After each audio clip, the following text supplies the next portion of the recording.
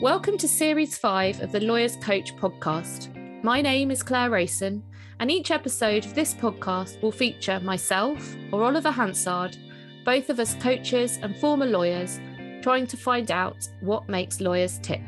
We will be hearing from various guests and experts, and then at the end of each episode, we will both be reflecting on what they said.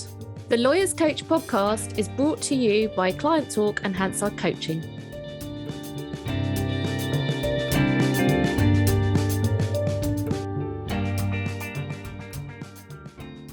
In this episode, Oliver Hansard speaks to Raya Blakeley-Glover, who is Head of Business Development at Bird & Bird. Oliver spoke to Raya about her BD skills list for lawyers. She offers some great tips and insights for law firms, and she even mentions the S word. Raya, welcome to the pod. Thank you for joining us.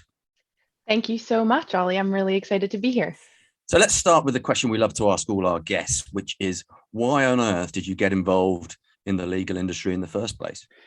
That is a good question. And it actually takes me back to a long time ago when I was probably about 20. I wasn't one of those people that wanted to be a lawyer when I was a kid. I don't think many do, but that definitely wasn't me.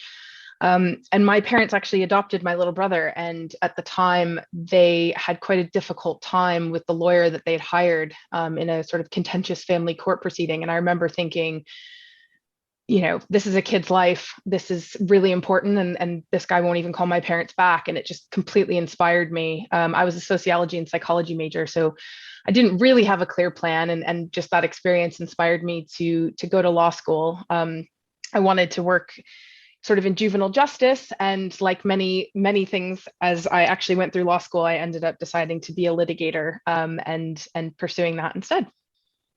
Amazing. So there's a real kind of personal passion behind your starting off out in the legal world. There is, and I know we're going to get to this, but I think that personal passion is probably a big reason for why I, after being a litigator for 7 years and going through so many years of school and so much money to become a lawyer, I ended up switching into business development. And then on to Bird & Bird. How did that come about? So that was a very fortunate sort of mix of the personal and professional. I'd had my first son, and my husband's English. We had talked about, we had our son in New York, and we found the lack of parental leave and just the work-life balance to be really difficult. So we talked about moving our family to the UK. And I remember saying to him, well, I wonder if I can even do what I do over there. And he was just having a Google, and he found Bird & Bird, and he said, look, this is a really great international firm. They are strong in all of the areas that you're already working in, such as IP and tech. And he said, they're looking for somebody to do their US business development. This is perfect for you, but based in London. From heaven. So amazing. It was, and it was an absolutely incredible role. So I actually, me getting that role helped us get over here to England. So Raya, would you like to tell us a little bit more detail about your role at Bird & Bird? Sure. So my role at Bird & Bird is to look after the sales side of business development through our key markets and our key business relationships. So what that means is that I work with the whole BD team as well as with our lawyers on building out our sales techniques and the sales side of business development. So some of the people in my team are client facing and have their own networks where they're actually introducing people that they know to the firm and helping the firm to win work that way. And in other instances, it's more that we collaborate with the lawyers on a sales approach to their business development. So we focus our efforts on certain markets, such as the US, where we don't practice US law, but we have really important client and other multiplier relationships in the US, and my team helps to look after those. So multipliers are a big part of that, particularly because my team sort of help by having responsibility for some of those relationships, which we have found, the lawyers already are trying to look after client relationships. And it's a really great role for my team to play, looking after and developing some of those multiplier relationships to really win work from new sources and sources that the lawyers themselves, may not have access to. So that's an area that we're really excited about developing. And then on the region side, again, looking after regions as well where we don't have an office. So that's called Bird & Bird Plus, and that is our program for working everywhere in the world where we don't currently have an office. Thinking about business development, specifically business development lawyers, do you think lawyers make good business developers, or should they outsource that to a department or someone else? Well, I think some of them do, and some of them should outsource it. And I think we can't generalize. And one of the things that I feel pretty passionately about is that firms should provide BD expertise to their lawyers, and their lawyers, should have that as a resource. So it's important that we don't expect lawyers to be good at absolutely everything. And when you think sometimes what we put on lawyers' plates in terms of, okay, you have to, have really in-depth knowledge in your area of law, you have to be good at client service, you have to stay on top of trends in legal technology, and you have to be able to run teams. And there's so much that we ask them to be good at. And I think it's a bit crazy that, we don't say to them, there are BD professionals who can help you be good at that. For some lawyers, BD comes really naturally. So working with the BD team can just be an extension or an enhancement of that. And for others, it's just not something that they really want to do. And that's where the BD team can really partner with them. In particular, the approach that we're trying to take is that my BD team and the way we do it here is that, we have our own networks. We bring in work for the firm. We work alongside the partners in a client-facing role. So we do try to show that it really is a partnership, and it's not just that the partners have to sort of do it all on their own, that we're here to work with them and provide support in any way that we can. But clients do buy lawyers and the individual lawyer in most cases. So to a degree, every lawyer needs to be in front of the client and comfortable with operating in that way. It's interesting that you say that, because in a way I would almost argue we would rather that they buy our firm. So our, firm, we say we are one firm, your firm. And while it is important that each of our lawyers has a one-to-one relationship with the people that they're working with, I would argue that those are probably not going to be your longer term and sort of more sticky client relationships. Those would be the ones where we've got lots of lawyers, teams of lawyers from all of our offices and many practices working very, very closely as a collaborative team and partnership with our clients. So I think there's a skill even in that, as the individual lawyer figuring out how to build that. And again, that's something that the BD team here is really good at helping with. So if I'm an up and coming lawyer, I've got an aspiration for partnership, I'm open-minded to business development, what are the sort of skills I should develop, and how should I go about getting those skills? So there's a long list I have here. So please, let's have it all. We can start to go through them. I mean, I know I've touched on this already, but I think some of it is just understanding the resources available to you. So, most firms will have some sort of business development resource, and just understanding what that looks like, everything from being able to take training opportunities with the BD team or with external providers, to how do you get information about clients? How can you do research? Most firms have some sort of tools that can be used for the lawyer to really arm themselves with everything they need to know about their clients. So I think the first thing I would say is just every lawyer should have a real understanding of what resources are available to them at their firm. I think every lawyer needs a strategic business development plan. So they should understand, what is it they're trying to sell? Who are they trying to target with that? And then they can think about the tactics that will help them do that. It's not going to be the same for every lawyer, and it's not going to be the same for every type of work. So that kind of leads me on to another thing that I think the pandemic has really changed, and probably not changed in a bad way, which is there are so many more avenues available to lawyers now to do BD. So, I think the old way that we used to have of going out to lunch or going to an event and exchanging lots of business cards or flying around to see our clients all the time, that obviously got replaced dramatically in the pandemic of having to do everything virtually. But there's so much that virtual BD that goes into virtual BD. So it's not just virtual events. I mean, there's lots of ways to connect with clients, and even things like doing podcasts. There's so many different medium. And I think just having a good understanding of the different range of things that are available and embracing those is what a other really things? So good what idea. Would you put on that list? Well, some of the stuff we've had a lot of success with is really creative, small group client, I would say, experiences. So something where we do something with our clients. So one example is we did a truffle making class with some clients in San Francisco, and we had a small team of the lawyers working with them, and we had professional chefs all on video. We sent kits to the clients of all the stuff they needed, and we just got together, and it was all online. all online, and it was Amazing. families and partners and dogs welcome. It was just a really lovely bonding experience, I Yeah, think. yeah. And we had so much fun with that one that I think we ended up doing another 3 or 4. So we did actually truffle risotto. The truffles were a big theme. I was gonna So say, you it was a bought big shares in theme. truffles. We Brilliant. did. And then I think a vertical gardening class or something like that. But I've heard of ones where teams will do Strava challenges together. I've seen there's a lawyer that I work with, and I think he has such a good approach to virtual BD. So even if he's just speaking at a virtual conference, he still approaches it as though it were a real world opportunity. So he researches Amazing. who's going to be there. He takes snapshots of the people's names in the chat, and then he reaches out to them on LinkedIn and says, "Hey, I saw you were signed up for my session. It'd be great to connect." And he actually works the room even in a virtual way.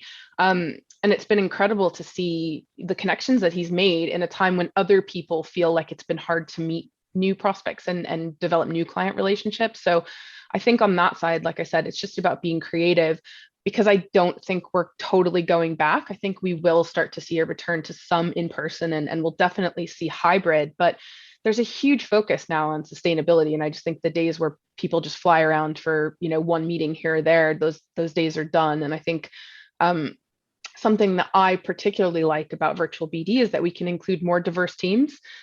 We can think about our partners and our colleagues in offices in other parts of the world. We don't need to, worry about putting a business case together to fly 5 people to, let's say, San Francisco to see a client. We can do that virtually, and I think clients really want to see that as well. So I think that virtual and hybrid BD is here to stay, and lawyers need to kind of wrap their heads around what that is, which parts of it do they like and feel comfortable with, and what's their strategy for making sure it's successful. So I still have more on my list if you want. Yeah, I love it. I'm loving this. Okay, great. I've got Well, so many notes here. I'm going to use this for my BD. It's amazing. good. Well, I want to sort of talk a little bit about the sales mindset, which is something we do training on for the lawyers in our firm. And I do think either getting some training from the BD resources at their firm or from an external provider on the sales mindset can be really helpful for lawyers, because thinking about doing BD, it's a different way of working for a But profession that isn't sales though? Even that word, isn't that a dirty word in the legal industry? we're No one changing it. sells. No We're one I sells. know, We I know. develop, right? We're changing it, and I hope that we're starting to really see a much more positive association with it, because ultimately that is what we do, and there's no reason to think that there can't be techniques that work for legal sales just the way they do in other industries. And it's everything, even about the language that you use in pitching. Have you actually thought about how that's going to land when the person who's going to maybe hire you for this project, when they're reading your words, what are they getting out of it, and have you put sales techniques into that writing? That's something that we're really exploring here at Bird and Bird, which I think is a bit of an untapped area, to be honest, and it's really exciting. So I think getting some training in that mindset, which, what do I mean by that? A sales mindset is very optimistic. You have to be willing to put yourself out there and kind of hope for the best. It can be a long game and a numbers game. So you have to feel comfortable that not everything is going to land, and you're not going to, get the sale every single time. So just having that perseverance and being willing to get back out there. It's definitely being able to talk to clients about selling. So whether it's actually asking for that meeting, or asking for the work, or asking to introduce your colleagues and cross sell your colleagues in different services of the firm. All too often we have really great client meetings, and they sort of just end with a vague promise to get back in touch. And I think it's a real missed opportunity, and kind of the sales mindset helps lawyers get comfortable with finishing that conversation of saying, I'd really like to find a way to work together. What do you think? So sales mindset training, I think, is really valuable. Is that about closing? It can be about closing, but it can also be about approaching. So, figuring out not every way of approaching is going to feel comfortable for everybody. So for some people, it is going to be networking in that virtual or physical room.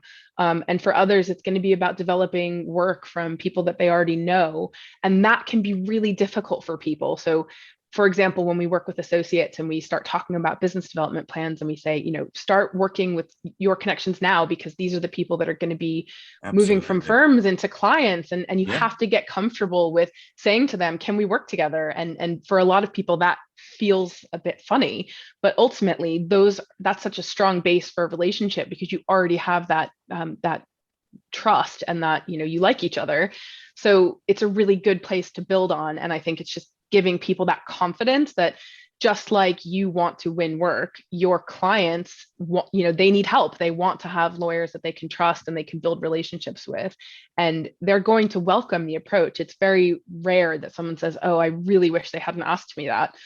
It's just getting that confidence to be able to ask the question. So it's the whole sales journey, everything from, how do you build your network? How do you approach your network? How do you ask for the meeting and ask for the work? And then, yes, as you said, closing, very important. And closing, maybe not even in the sense of, getting a specific piece of work, but it sounds like it's closing in the sense of, I really like you. I think we can help. I'd love to do some work with you. I think it's just having a tangible outcome, right? So instead of just having that vague sort of, oh, well, that went well, or did it go well? I don't know. But actually, having that okay, what are our next steps, and being able to have something concrete. I think that's what I would look at as closing. And any last tips for our listeners? So I think the last thing that I wanted to talk about was thinking about how to bring your whole firm with you. Now, obviously, this is more for lawyers who are working in that firm environment, less so for those that might be in a small practice. But it's easier to sell what other people are doing.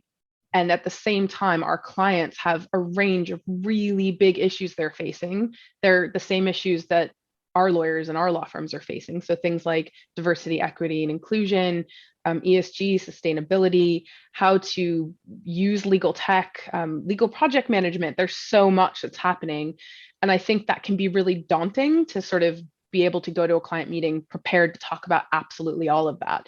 So it's having a strategy. How do you prepare to be able to speak credibly about the things that are important to your clients?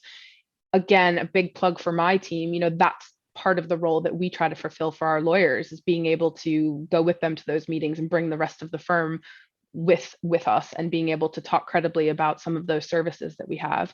But even if it's not the BD team joining those meetings, we do a lot of training and prep for those meetings. So being able to help the lawyers have what can be sometimes a tricky conversation. And I think what we try to tell our lawyers is the key there is just being authentic. Our clients are facing these issues, things like diversity and inclusion. They haven't figured it all out for their own team. So talking to them about the journey that, for example, Bird is on, and the steps that we're taking, but maybe where we still need to go, I think that really resonates with our clients. Yeah, being open and honest about it when it's a tough issue like that. Yeah, absolutely. And just being authentic, right? So if that's an issue, that you don't know a lot about, maybe saying that and saying, I'm learning more, and the firm looks like it's doing a lot, but I've brought this colleague along because that's an area that they're really taking a leadership role. I think the key is authenticity, and just being able to talk to your clients in a way that's really honest, because that will really, really resonate and feel impactful for them. And it's all about developing a partnership. So that trust and that connection is really important. Raya, you've been absolutely awesome. It's been a pleasure to talk to you. Thank you very much for being on the Lawyers Coach podcast. Well, thank you so much for having me. As you can tell, I love this stuff and could go on and on all day. No, it's been brilliant. Thank you. That was Oliver Hansard speaking to Raya Blakeley-Glover. Ollie, what a great conversation. Love Raya's energy and loved all the tips that she had for lawyers to make the most out of business development situations. Yeah, and I mean, I could go on and on as well, I think. But what I really came away with was the sense of how important it is to lean on the professionals that you have in your firm. Obviously, not all firms will have a business development team the size of the one at Bird, but I think the tips that she shared there are ones that are applicable to firms large and small. Totally. And, just that headspace of ask for help. She articulates so clearly this expectation we have on all our legal professionals to be able to do everything, and it's okay to ask for help when it comes to business development, because clearly, at Bird, obviously, but I'm sure in so many other firms, so many resources. exist that can make that whole process a lot easier for the fee earner. Yeah, and I think, it's a theme throughout this series that lawyers are expected to do so much and to be so many things, and perhaps we're reaching a point where we need to recognize that lawyers don't need to do all of these things, and actually maybe what we need to get to is a place where everyone's got their part to play, everyone plays to their strengths, and that maybe the skill that lawyers really need is that ability to work as a team.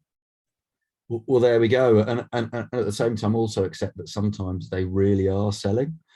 And, I think I intimated with Raya that sometimes, being in a sales process can be seen as the dirty word. But, she's really open and clear about that. Have that optimistic mindset, ask for next steps, be clear about, that you want something tangible out of the interaction. And so many helpful things that she mentions there. Absolutely. So thanks, Ollie, for talking to Raya. Next time, I'm going to be talking to Helen Lowe, who is Head of Legal Operations at EasyJet, and I can't wait for that episode. Thank you for listening. Lawyers Coach is brought to you by Client Talk and Hansard Coaching. If you're enjoying this series, please rate us on your podcast provider so that others can find us. If you're a lawyer and would like to take part in Lawyers Coach, please visit our website lawyercoach.co.uk for further details. And you can also join the conversation on our LinkedIn group Lawyers Coach. If there are any topics you'd like to hear us discuss, then just get in touch.